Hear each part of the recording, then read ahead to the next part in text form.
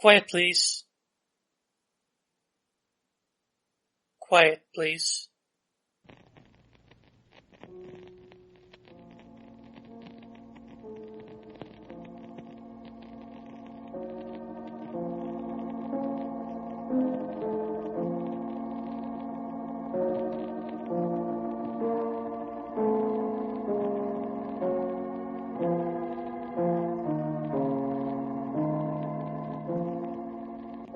QuietPlease.org presents Quiet Please, which is written and directed by Willis Cooper, and which features Paul Narum. Quiet Please for today is called The Venetian Blind Man.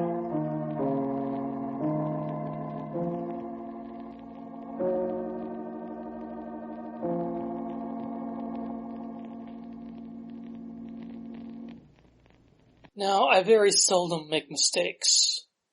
In fact, I never made a mistake in my life until a few weeks ago when I made rather an idiot of myself before a large radio audience by dying.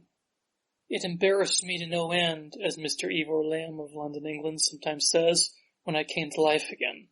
Came to life to realize that I was not the victim of an aortic aneurysm as I had thought, and that I had not fallen victim to what Miss Cissy Williams of New York sometimes calls a tummy ache. By the way, it is Miss Williams' birthday today. You see, I had established something of a reputation as the man who knows everything, and an episode of this sort does not do my reputation any good. So, alas, not to mention alackaday. By the way, just to refresh your memory, allow me to reintroduce myself. The name is Charles W. Afternoon, formerly of Tarzana, California. My business? Why, I'm the man who knows everything. Isn't that enough? What do I know? Why, for example, it rained on Easter in Chicago in 1929. Lieutenant Colonel Dewey Seat of Salinas, California was once a trumpeter in the cavalry. Mrs. John M. Gore, wife of the well-known realtor of Pekin, Illinois, has a broken arm. Her maiden name, by the way, was Ruth Epkins.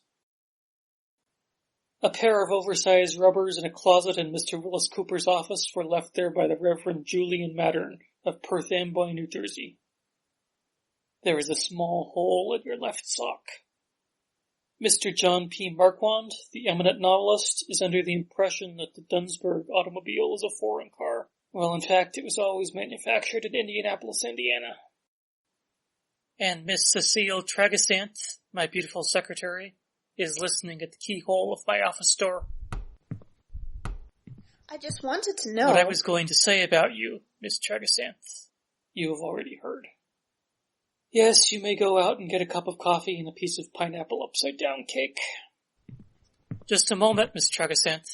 You lost your purse in car 6114 of the 4th Avenue local subway train coming to work this morning. Here is $1, which you will forget to return to me. Oh, I'll give it back, Mr. Afternoon. Unfortunately, that is not true. You will forget it until Flag Day, which is June 14th. At that time, you will be in Vancouver, British Columbia, discussing employment with Major Dirk Dyspector of station KJOR. After that, you will forget it permanently. I'm sorry, Mr. Afternoon.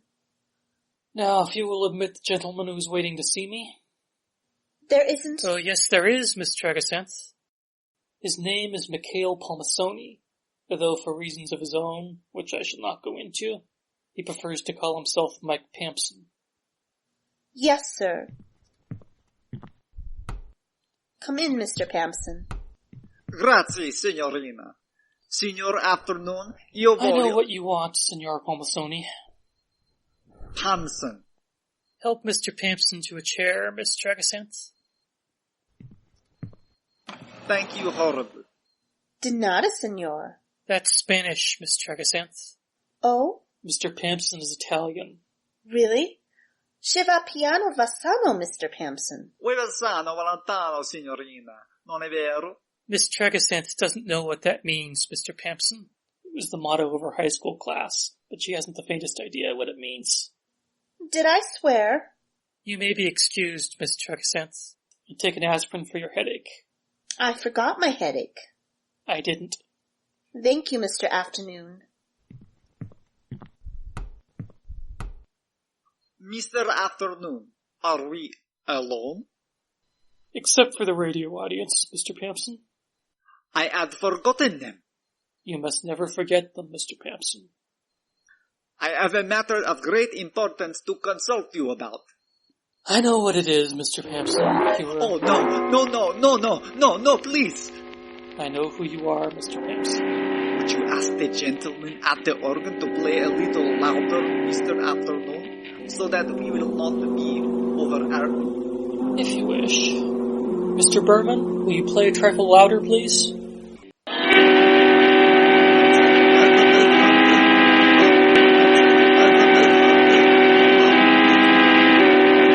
Thank you, Mr. Berman. I am in danger of my life.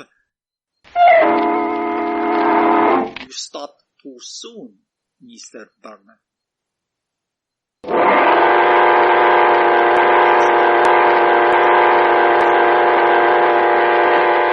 Danger of my life.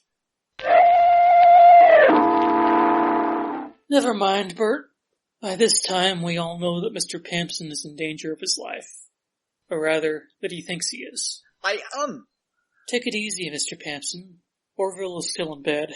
I hope he falls out and breaks his neck. You hate Orville. I have reason to hate Orville. So you say. So I mean. Mm-hmm. Did he give you that knife scar in your intercostal region? Where? Ribs. Knife scar. How you know I got a knife scar on my ribs, Mr. Afternoon? Why, I know everything, Mr. Pampson. Cospetto, yes, he gave me that. I even know who you are, Mr. Pampson. Whisper it. No. You are Venetian, Mr. Pampson. I am from Venice. You do not see very well. I am blind, Mr. Afternoon. Then you are the Venetian blind man. Too late, Mr. Berman. Everybody are that. And I'm afraid I can't help you, Mr. Pampson. You must help me, Mr. Afternoon. It can't be done. Good day, sir. You're not going to send me out to be murdered? I am not sending you anywhere, Mr. Pampson. But I will be murdered. Orville will murder me. It is useless to try to entrap me into a statement, Mr. Pampson. I will pay you large sums of money. I already have large sums of money. You know everything, Mr. Afternoon. Yes, I know everything. You know whether I'm going to be murdered or not. Yes, I do. Am I? I won't tell you. You don't know. Oh, yes, I do. No, you don't. Mr. Pampson, I will give you an example of what I know. All right, go on. Your great-grandfather was Dante Alighieri Ravenscroft. Yes, how do you know? You will admit I am right, Mr. Pampson. Yes, but what difference does It makes a great deal of difference. Please go away. What if I don't choose to go away, Mr. Afternoon? I will take steps. You will call the police. No. What will you do then? I have my own way of ending this scene. What way? Don't you ever listen to the radio? Certainly, but... Well then? No, don't do that to me. Will you go? No. Very well then, I have no alternative. End the scene, Mr. Berman.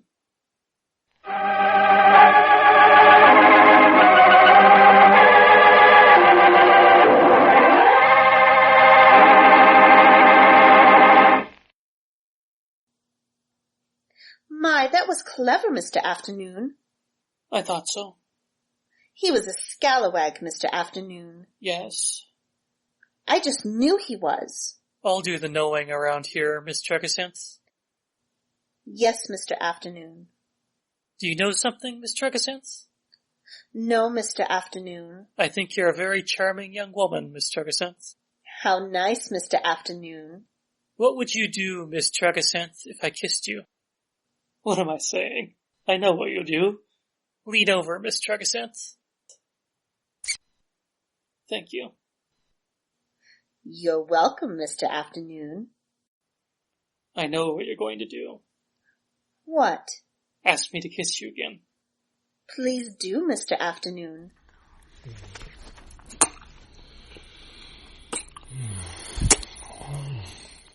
Very, very nice. Now I know what you're going to do, Mr. Afternoon. Eh? You're going to ask me to kiss you again. Why, so I am. If you please, Miss T. With pleasure, Mr. A.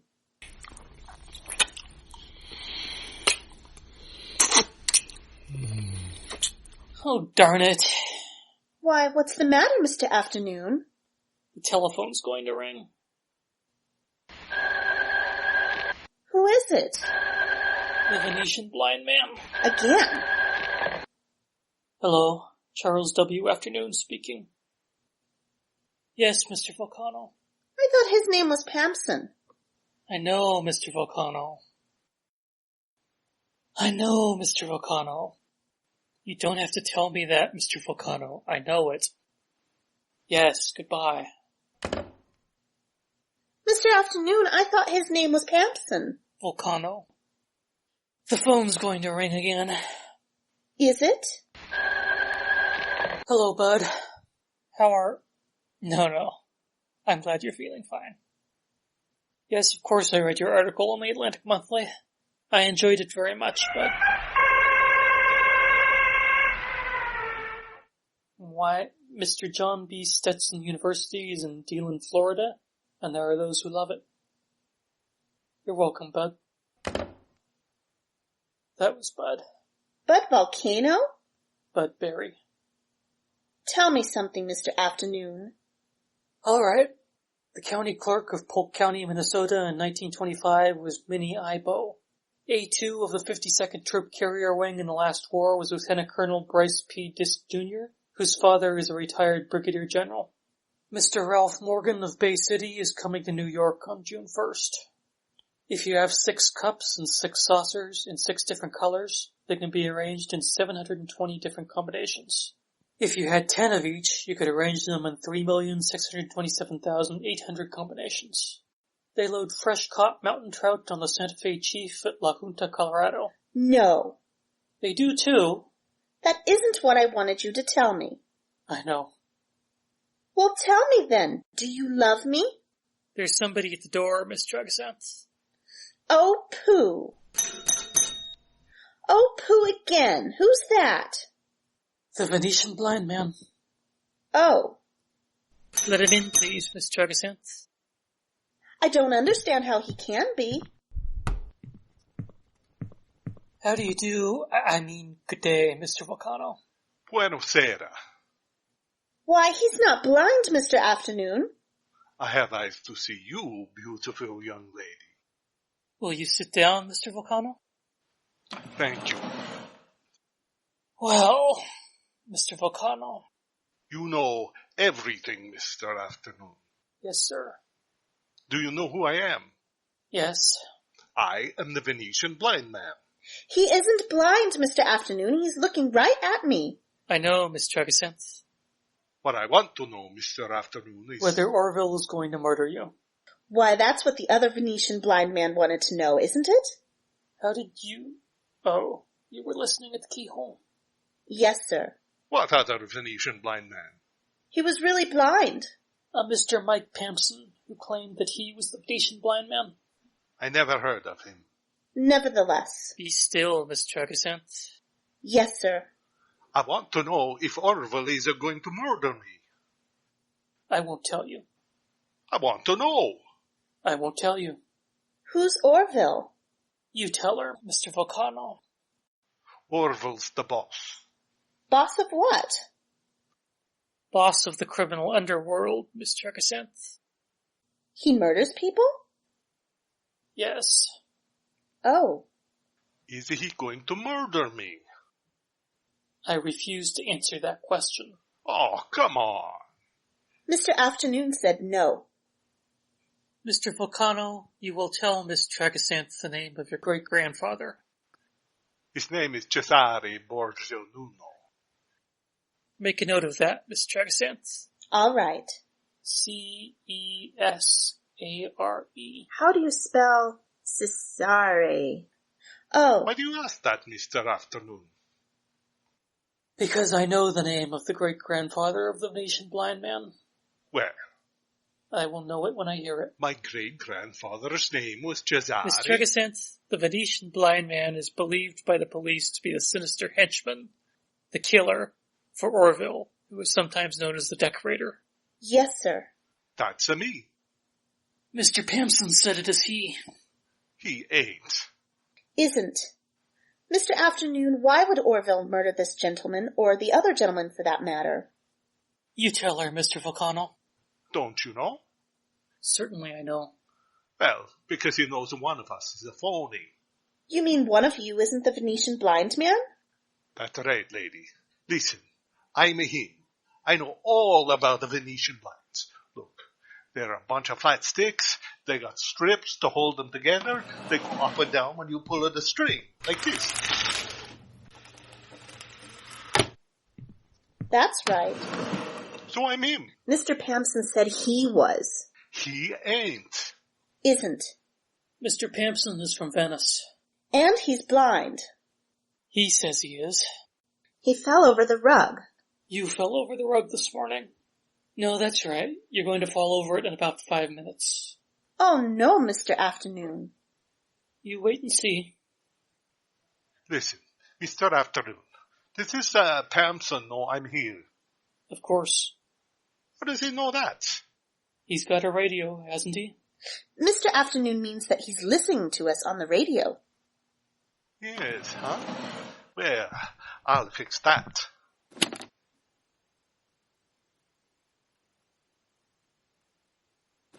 Mustn't touch those plugs, Mr. Volcano. I'll blow his head off.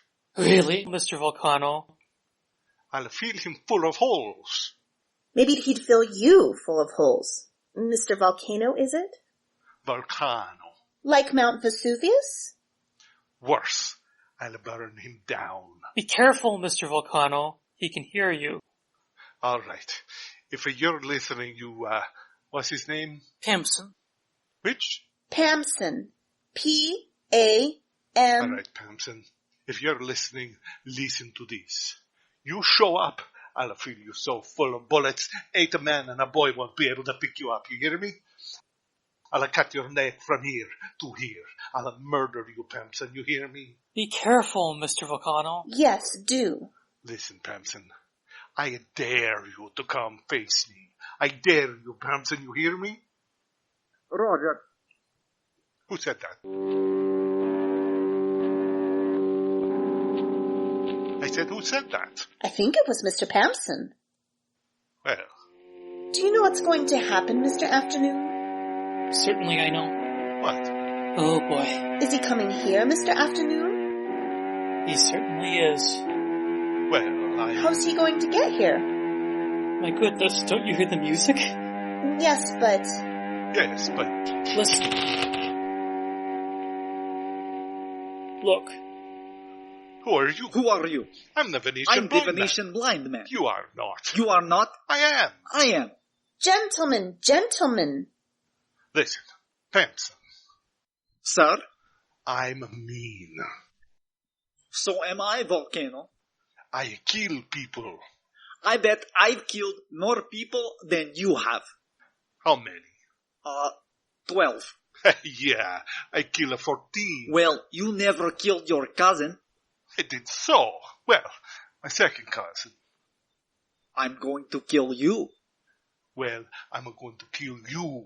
You are not. I am so. Gentlemen. Yes, sir. Gentlemen, what will Orville think? Gee. Gosh. Gentlemen, I know the name of the great-grandfather of the Venetian blind man. Dante Alighieri Ravenscroft? No.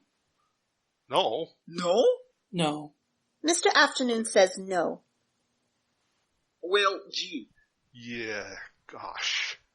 You know what this means, gentlemen? Who's the Venetian blind man then, Mr. Afternoon? I know. Volcano? Pamson? Gentlemen, I will let you figure it out between yourselves. But, Come, Miss Tregasenth. Let us retire whilst the gentlemen fight it out. Yes, Mr. Afternoon. fight it out? Fight? Come, Miss Chugasanth. Yes, sir. I can lick you. I can lick you. And gentlemen, don't forget to think a moment about what Orville will say, and what Orville will do. After you, Miss Chugasanth. Thank you, Mr. Afternoon. I hope they'll be comfortable. Do you want me to take dictation now, Mr. Afternoon? No, Miss Chugasanth, I want you to kiss me. Why, I know you will, Mr. Afternoon.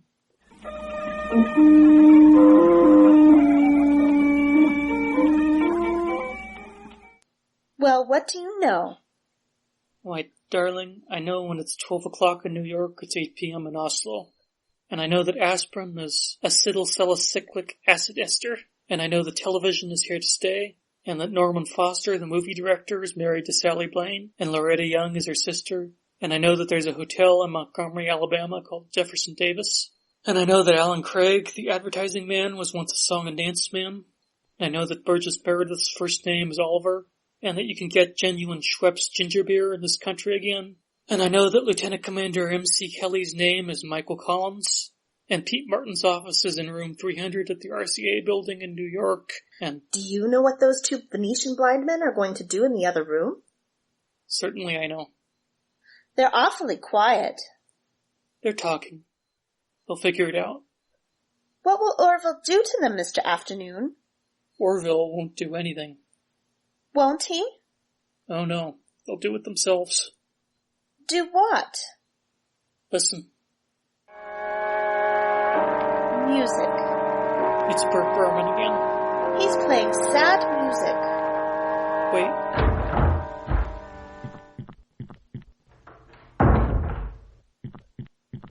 Yes, gentlemen? Mr. Afternoon. Yes? We discovered something. Yes? We're not either one of us the Venetian blind man. Of course not. I knew that. I didn't know he wasn't either. And I didn't know he wasn't. Gee, Orville. He'll be awful mad. Oh, yes. Well, Goodbye, gentlemen. goodbye, Mr. Afternoon. goodbye, Miss Goodbye, Mr. Vulcano. And Pamson. Goodbye. Oh, gentlemen, Yes, sir? Yes, sir? put some papers down on the floor. Yes, Yes, sir. sir.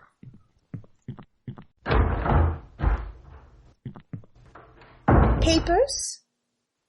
Blood is so hard to get out of the rugs. Oh, is Orville going to murder them? Oh no. They did too. Oh, no, for heaven's sake, they committed suicide, didn't they? Of course. Well, for goodness sake, there isn't any Venetian blind man at all, is there? Somebody at the door, Miss Truxanth. I'll get it. Of course. They didn't get any on the rug after all, Mr. Afternoon. It always pays to be tidy. Hello, Mr. Afternoon. Hello, Orville. Well, for heaven's sake, Orville who? Why, Orville Venetian, Miss Truxanth. Why, yes, Miss Tregasanth. My great-grandfather was Thomas Alva Venetian, the inventor of the Venetian blind. Why, what's the matter, Miss Tregasanth? Orville, Miss Truxanth is in love. Go away, Orville. Well, but... What was that? The Venetian blinds fell down, darling. Oh, that's all right, Mr. Afternoon. I'll fix them. After all, I am the Venetian blind man, ain't I? Excuse me, Mr. Afternoon. Oh, no, you're not, Orville. Will you kiss me, please, Mr. Afternoon?